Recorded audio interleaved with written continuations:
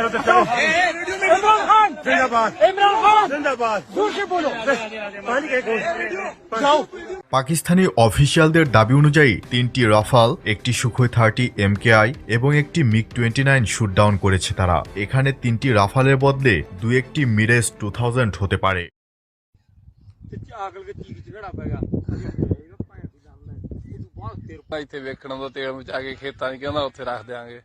একটি Rafale Pakistani HQ-9P air defence দিয়ে, বাকিগুলো পাকিস্তান এয়ারফোর্সের ফাইটার জেট নিজ আকাশসীমা থেকে চাইনিজ PL-15 BVR মিসাইল দিয়ে ঘায়েল করেছে।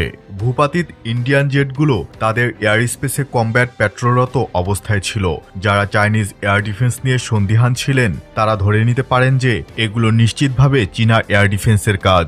পাকিস্তান এয়ারফোর্স একই সাথে airborne early warning and control aircraft, electronic attack aircraft, combat রিকনাইসেন্স, fighter squadron, combat drone squadron এবং এয়ার ডিফেন্স ইউনিট সহ সকল অ্যাসেট অ্যাক্টিভ করেছে একই সাথে। পাকিস্তান এয়ারফোর্সে 100% অ্যাসেট একটি রোবাস্ট নেটওয়ার্ক সেন্ট্রিক কমব্যাট মোডে অপারেট করে, যেখানে প্রতিটি আকাশযান রিয়েল টাইমে একে অপরের সঙ্গে যোগাযোগ করতে সক্ষম। একজন পাইলট একটা প্লেনকে ধাওয়া করলেও বাকি শত্রু যুদ্ধবিমানের রিয়েল টাইম ইনফরমেশন নিজ বাহিনীর অন্য ফাইটার জেটগুলোকেও ডেটা লিঙ্কের মাধ্যমে জানাতে পারে, যা লিঙ্ক 17 নামে পরিচিত।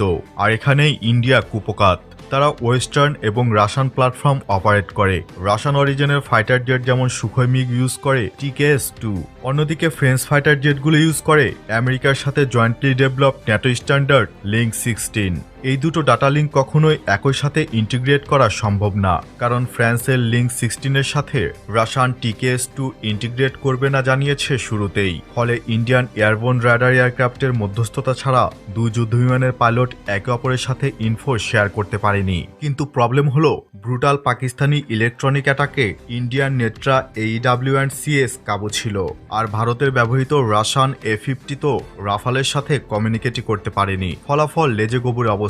ভূপাতিত হওয়া ফাইটার জেটগুলোর মধ্যে কজন পাইলট নিরাপদে ইজেক্ট করতে পেরেছে কে জানে।